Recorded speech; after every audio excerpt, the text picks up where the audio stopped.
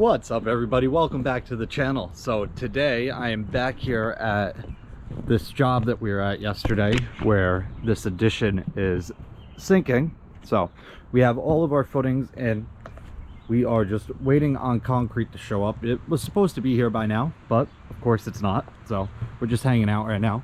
But we have our Bobcat machine here with a concrete bucket on the front that we will use to get the concrete from the street back here, because we don't want to drive the concrete truck in the yard and make big rivets from the tires and mess up this guy's lawn. So we're going to use our machine and move it back here. We will fill the bottom first, and then we have all these pieces of plywood cut that we will plop on top there and screw them down, and then we will fill all these tubes here, which will basically be columns that will hold our posts up to the addition here. And then we can, well, actually we'll jack it up first and then get these to the right length. That way, once we take this temp wall down, we know that the addition is back level where it should be. But that is pretty much it for now.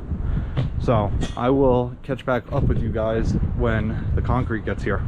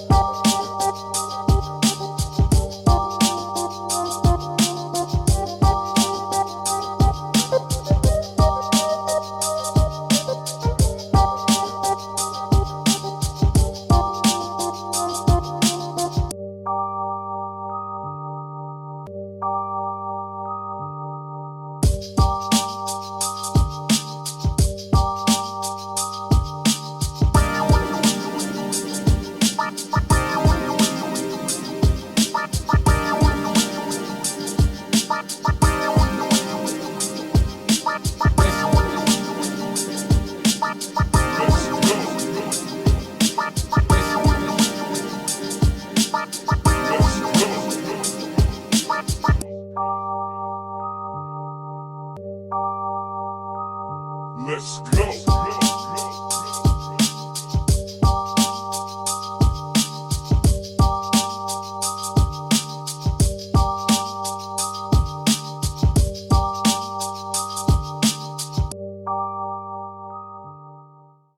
Alright guys, so now we are... What's up, guys? Where are you? Everybody go say hi. Hi. So now we are setting a plumb bob here. We already did the other end. We have these metal plates with some studs or rebar, whatever you want to call it, welded onto it. And these go in here in the center for our new posts to sit on, and they will get welded all around. So right now we are trying to find the edge so we can get the 2 in. Where did I leave my pencil? Down there. So we can get the 2 in, and then we can run a string line along the edge, and we can put the center 2 in without having to drop a plumb bob in the middle. All right, so we got all of the plates set. Rodrigo's finishing them right now, but as you can see, they're in there like that, flush on the string line. Post will go up to that triple LVL, and then obviously you'll get it 1 post on each column. Those will be cut exactly to the length that we need once this house is back to level, and then they will get welded in. So quite a bit of work ahead of us. All right guys, so we just finished up here. Let's do a little recap of how our day went. We spent the morning waiting for concrete to show up, and then we called them, and the truck was hung up on another job, so we decided to go take a lunch break because he said it would be a half hour to 45 minutes. So we went and got lunch, and then came back, and a couple minutes after we got back, the guy showed up. So we were able to get pouring, which we used this truck here, this Bobcat machine, and that has a half-yard bucket on the front with a hydraulic chute. So it makes getting concrete back here from the street much easier. Without that, we would have had to wheelbarrow it and put 2x8s or something here to dump it down into these, but the machine made it much easier. So we ended up doing probably, I don't know, 15 trips back and forth with it, and we got it all, so it was pretty quick. But we started with the footing down here under my feet, which goes the whole way, and we got that full, and then we capped it with plywood, because if you don't cap it and then you try and fill these, all the concrete will go down and it'll push this up. So you have to cap it if you're doing this all in 1 pour. Otherwise you'll have to do 2 pours, which obviously takes more time and would be a whole nother day. So we did that, did the whole base, capped it, and then filled each one of these. And after that, we ran a string line right from the edge here down to the edge on the other one. Right now it's off to the side, but right to the edge of the other plate down on the last column, and that gave us where this edge is for these 2 columns. So we were able to get these plates in there, and basically our post will come down here. I think it's a 4x4, it's steel, and it'll go up to that triple LVL up there, and it'll get welded. So I think we're gonna put a metal plate up there and tack it up there as well. I'm not positive, but this will all get welded. Up there will get welded if it has a metal plate. And basically we have to, 1 second, we have to jack this house up. This is an addition back here, but we have to jack this up and get it level so that it stops buckling. I don't know if you can tell with the sun hitting this, but a couple pieces of the siding there are popping because this back end was sinking. So not ideal. But next we have to come back, we'll strip everything, and then we have to start jacking this up and getting it exactly level, and then we can set our posts in here, take our temp wall down, and then we're going to come in here, I believe right where the floor joists meet, and we're going to put 4 more posts in here, pretty much in line with the other 4 out there.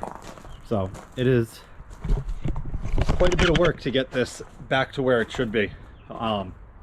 Let me show you the old footings real quick.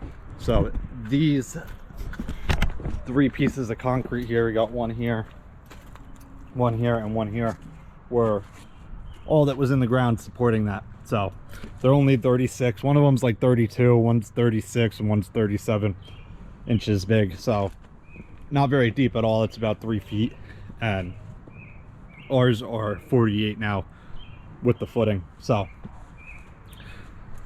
it will be much more secure, and it is all one long one rather than 3 individuals. But it should definitely do its job.